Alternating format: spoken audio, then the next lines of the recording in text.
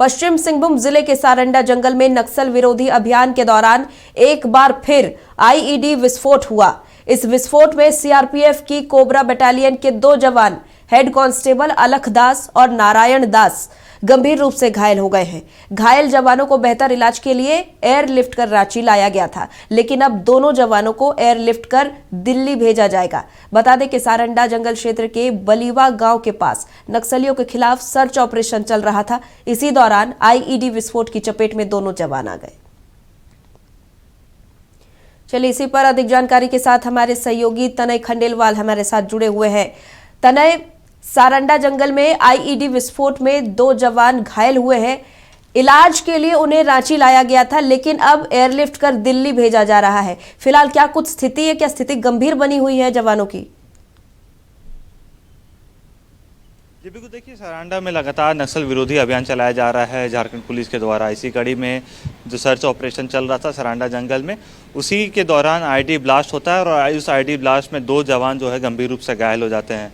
दोनों head constable हैं और दोनों को जब एयरलिफ्ट कराकर चाईबासा से सीधे रांची लाया जाता है। रांची के राज अस्पताल में देर रात उन्हें भर्ती कराया गया था। उनका इलाज चला लंबे समय तक और जब इलाज के दौरान देखा गया कि उनके पैर में गंभीर रूप से जो है चोट लगी है। दोनों के पैर काफ़ी ज़्यादा क्षतिग्रस्त हुए हैं और दोनों को अब बेहतर इलाज के लिए दिल्ली एयरलिफ्ट कराया जा रहा है।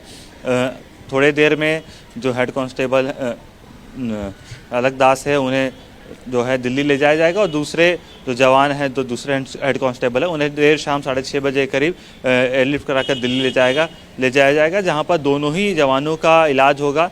और जो सूचना मिली है, जो डॉक्टरों से बातचीत हमने करने की कोशिश की, पता चल रहा है कि दोनों के पैर काफ़ी गंभीर रूप से घायल हुए हैं और संभवतः दोनों के पैर जो है अब उनका ऑपरेशन भी होगा और देखना होगा आगे क्या कुछ इलाज में पाया जाता है। राज हॉस्पिटल में दोनों जवान इलाजरत थे। तनय, ऐसे में आपने बताया कि पैरों में गंभीर चोटें आई है जिस कारण से दिल्ली भेजा जा रहा है, लेकिन राज हॉस्पिटल से डॉक्टरों ने क्या कहा है? जो उनकी हालत है वो खतरे से बाहर है? जी बिल्कुल, देखिए खतरे से ज़रूर बाहर है, लेकिन दोनों के पैर काफ़ी ज़्यादा क्षतिग्रस्त हुए हैं।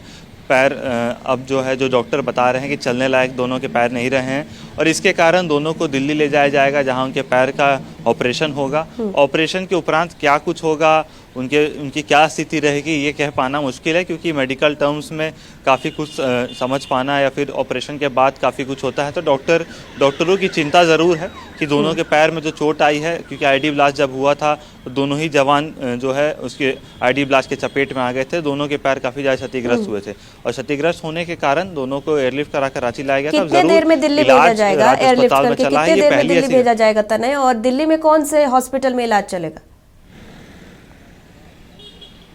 देखिए, दिल्ली में संभवतः दिल्ली एम्स भेजा जा सकता है, लेकिन अभी इस बात की जानकारी नहीं मिली है। लेकिन थोड़े देर में जो है एक जवान को जो है एम्बुलेंस से पहले एयरपोर्ट ले जाया जाएगा, जहां से उन्हें एयरलिफ्ट कराकर दिल्ली भेजा जाएगा और दूसरे जवान को देर शाम करीब 6:30 बजे एयरलिफ्ट कराकर दिल्ली भेजा जाएगा। जी ठीक है। इलाज के दौरान जवानों के जो परिजन है, जो परिवार है, उनको कोई सूचना दी गई है? उनके सहायता के लिए कुछ किया जा रहा है? देखिए, ज़रूर इलाज जब होता है तो परिजनों को भी बुलाया जाता है, बताया जाता है कि उनके जो परिवारजन हैं दोनों गंभीर रूप से घायल हुए हैं, लेकिन अभी तक जो उनके परिजन हैं वो रांची अभी तक नहीं पहुंचे थे। ज़रूर उन्हें बताया जाएगा कि एयरलिफ्ट कराकर दोनों जवानों को दिल्ली भेजा जा रहा है। संभवतः दोनों के परिजन साथ में दिल्ली जाएं या फिर पहले से दिल्ली में मौजूद हो सकते हैं। फिलहाल जो जानकारी यही है कि दोनों जवानों को एयरलिफ्ट कराकर बेहतर इलाज के लिए दिल्ली भेजा जा रहा है। चलिए, अपडेट्स आपसे लेते रहेंगे तनय। फिलहाल बहुत बहुत धन्यवाद तमाम जानकारी साझा करने के लिए।